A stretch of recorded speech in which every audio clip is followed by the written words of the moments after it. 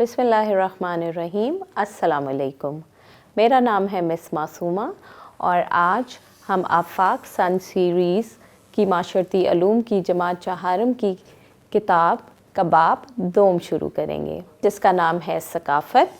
उसका सबक नंबर 1 जो कि है पाकिस्तान की सकाफ़त। आइए इसके बारे में पढ़ते हैं।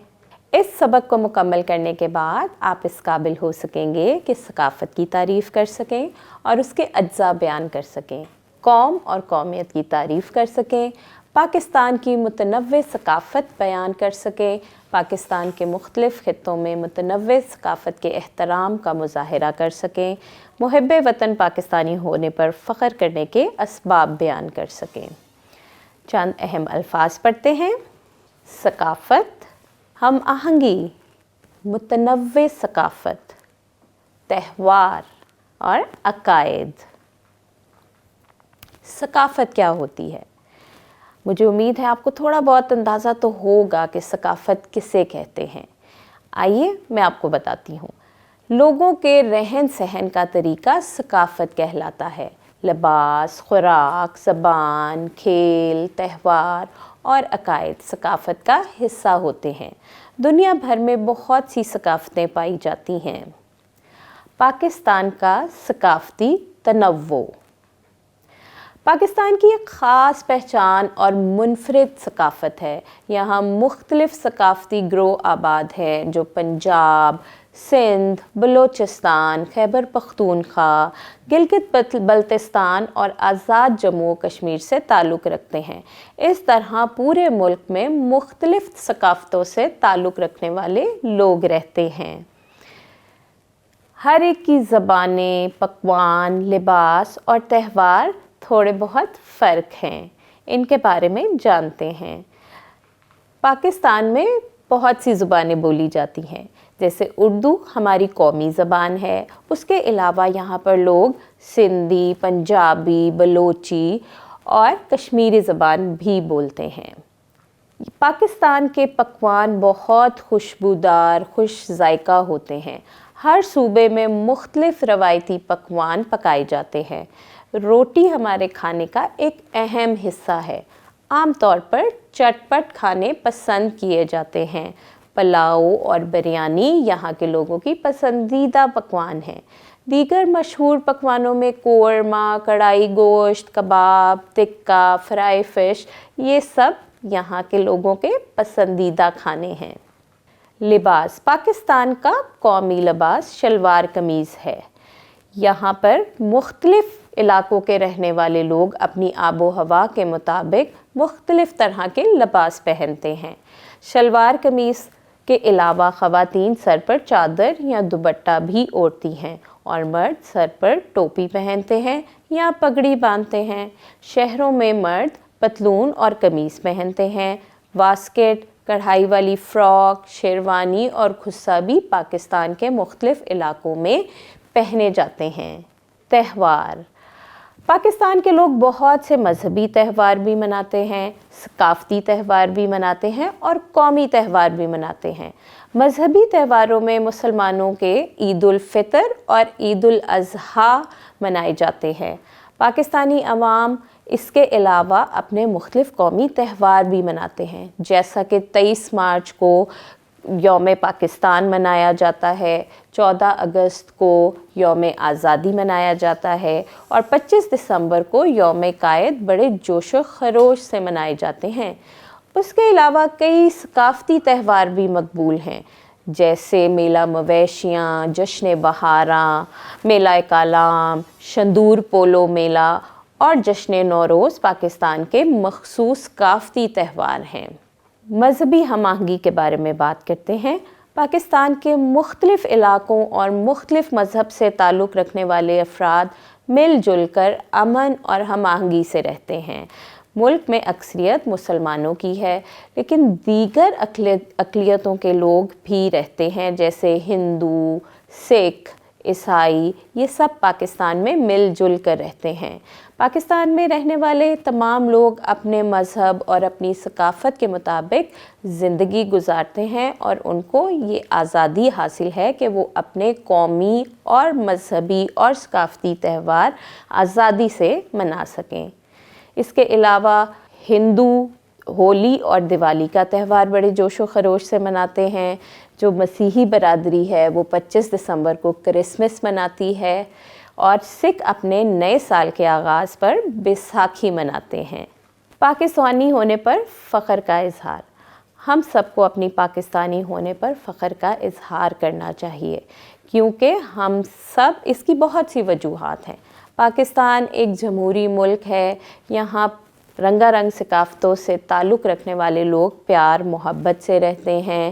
اللہ تعالیٰ نے ہمارے ملک کو 4 موسموں سے نوازا ہے، یہی وجہ ہے کہ ہم سارا سال طرح طرح کے پھل اور سبزیوں سے لطف اندوز ہوتے ہیں۔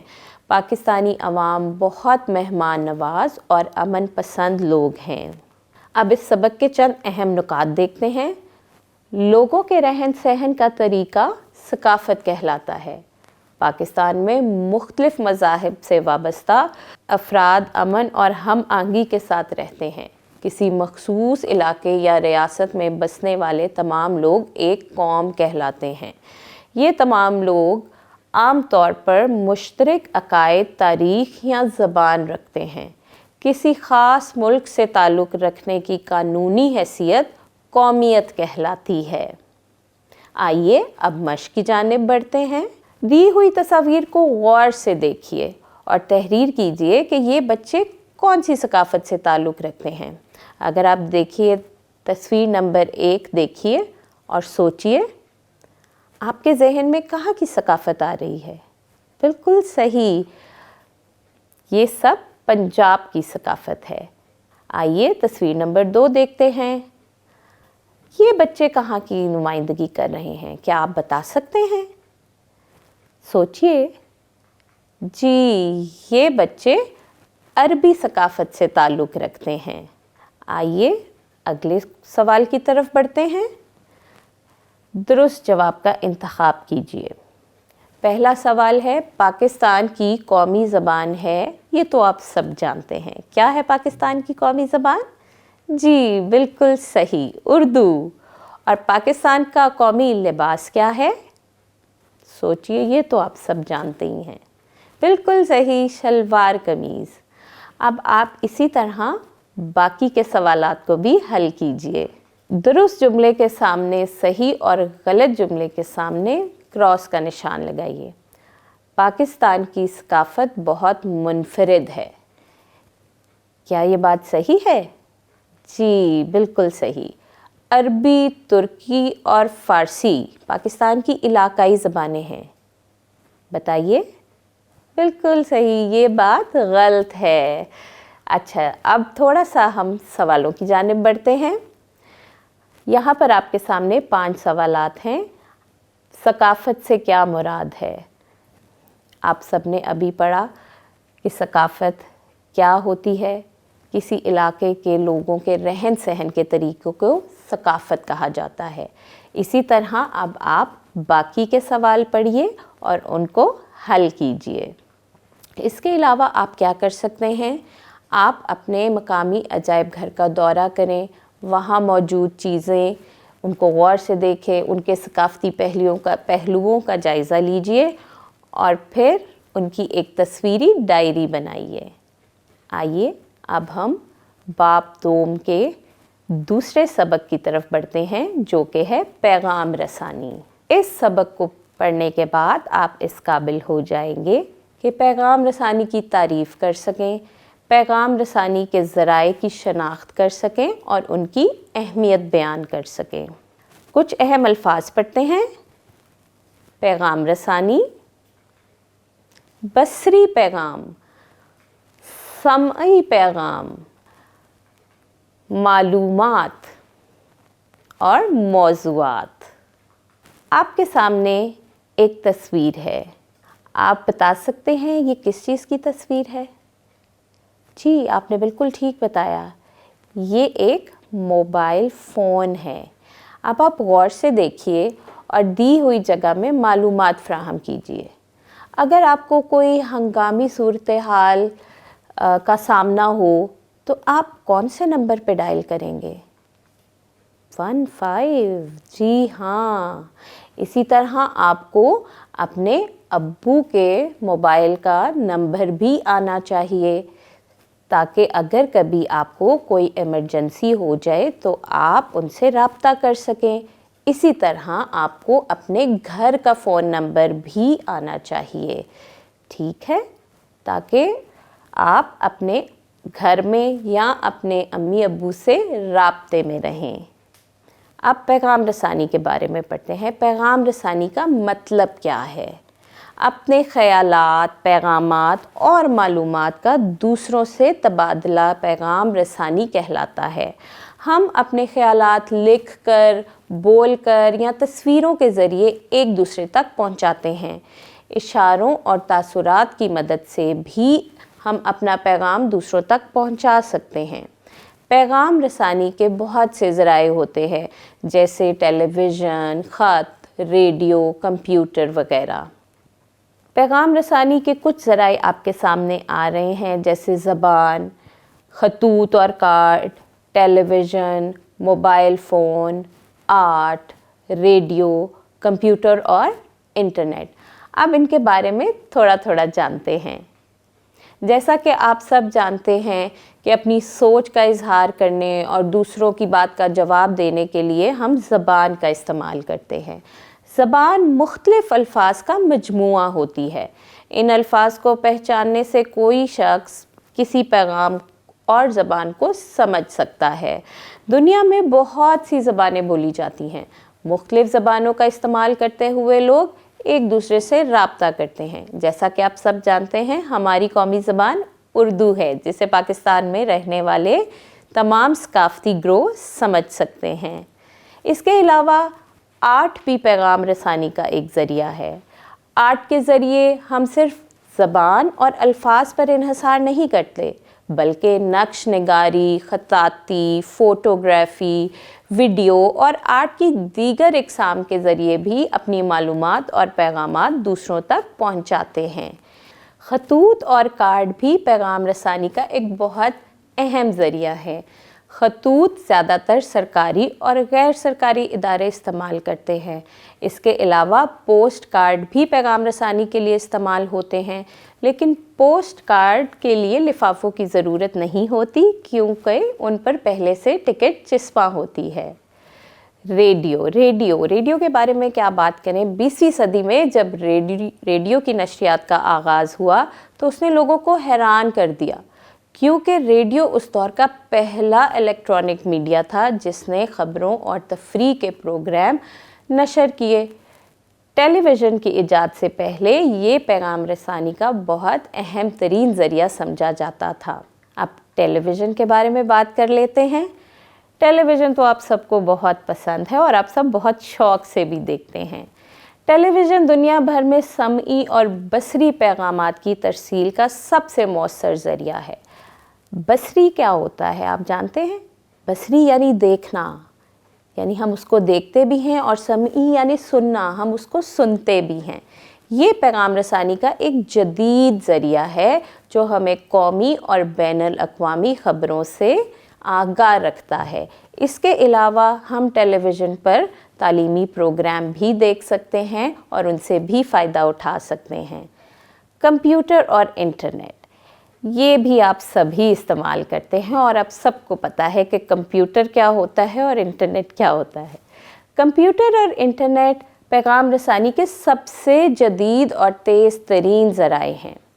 इंटरनेट कंप्यूटरों का एक ऐसा नेटवर्क होता है जिसके ज़रिए बहुत से कंप्यूटर आपस में जुड़े होते हैं। इंटरनेट मालूमात का एक ख़जाना है। हम मुख्तलिफ़ वेबसाइट्स पर जाकर वहाँ पर बहुत सी मालूमात हम इकट्ठी कर सकते हैं।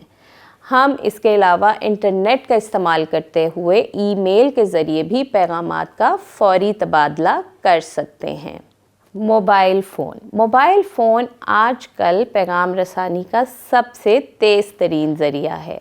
موبائل فون بغیر تار کے ہلکے وزن کا ایک آلہ ہوتا ہے جسے آپ کہیں بھی آرام سے لے کر جا سکتے ہیں۔ اس کے ذریعے ہم پیغامات لکھ کر یا بول کر ایک دوسرے تک بآسانی پہنچا سکتے ہیں۔ اس کے علاوہ موبائل میں بہت سی اپلیکیشنز ہوتی ہیں جو ہمارے روزمرہ کے کاموں میں ہماری مدد کرتی ہیں، جیسا کہ گھڑی، الارم، کیلنڈر وغیرہ۔ یہ سب موبائل فون کی اپلیکیشنز ہیں۔ آئیے چند اہم نکات کے بارے میں جانتے ہیں۔ اپنے خیالات، پیغامات اور معلومات کا دوسروں سے تبادلہ پیغام رسانی کہلاتا ہے۔ زبان اور آرٹ پیغام رسانی کے بنیادی ذرائع ہیں۔ خطوط، پوسٹ کارڈ، ٹیلی ویژن، ریڈیو، کمپیوٹر اور موبائل بھی پیغام رسانی کے مختلف ذرائع ہیں۔ اب ہم مشق کی جانب بڑھتے ہیں۔ خالی جگہ پر کیجیے۔ زبان مختلف ڈیش کا مجموعہ ہوتی ہے۔ یہ ابھی میں نے آپ کو بتایا بھی تھا اور آپ کو یاد بھی ہوگا۔ زبان مختلف الفاظ کا مجموعہ ہوتی ہے۔ شاباش۔ آرٹ پیغام رسانی کا ایسا ذریعہ ہے جس میں ہم صرف الفاظ اور ڈیش پر انحصار نہیں کرتے۔ یاد ہے آپ کو؟ جی، زبان صرف الفاظ اور زبان پر انحصار نہیں کرتے۔ اب باقی کی خالی جگہیں آپ خود پر کیجیے گا۔ اب ہم اگلے سوال کی طرف بڑھتے ہیں۔ درست جملے کے سامنے ٹک اور غلط جملے کے سامنے کراس کا نشان لگائیے۔ پیغام رسانی کے ذرائع کا استعمال کرتے ہوئے ہم اپنے خیالات اور معلومات کا تبادلہ کر سکتے ہیں۔ کیا یہ بات صحیح ہے؟ بالکل صحیح ہے۔ دوسرے کی طرف بڑھتے ہیں۔ ٹیلی ویژن پیغام رسانی کا قدیم ترین ذریعہ ہے۔ کیا ٹیلی ویژن قدیم ترین ذریعہ ہے؟ آپ نے صحیح کہا، نہیں، ٹیلی ویژن قدیم ذریعہ نہیں ہے، ٹیلی ویژن جدید ذریعہ ہے۔ اسی طرح اب آپ باقی کے سوالات پڑھیے گا اور پھر ان کے آگے صحیح اور کراس کا نشان لگائیے گا۔ درج ذیل سوالات کے مختصر جوابات دیجیے۔ پیغام رسانی سے کیا مراد ہے؟ پیغام رسانی کے چند ذرائع کے نام بتائیے۔ یہ ابھی آپ نے سب نے پڑھا اور مجھے امید ہے آپ سب کو یاد بھی ہوگا کہ پیغام رسانی کے کون کون سے ذرائع ہیں۔ ابھی ہم نے پڑھا زبان ہے، خطوط اور کارڈ ہیں، اور اگر ہم جدید ذرائع کی بات کریں تو اس میں کمپیوٹر آ جاتا ہے، ٹیلی ویژن آ جاتا ہے، موبائل فون آ جاتا ہے۔ آپ نے اسی طرح باقی کے سوالات پڑھنے ہیں اور ان کے جواب دینے ہیں۔ اسی طرح آپ کیا کر سکتے ہیں؟ آپ مختلف ممالک کی مہریں، سکے اور پوسٹ کارڈ کی تصاویر جمع کریے اور ایک اسکریپ بک بنائیے اور پھر اس کو اپنے ساتھیوں کے ساتھ شیئر کیجیے۔ آپ سب کا بہت شکریہ۔ جزاکم اللہ خیرا۔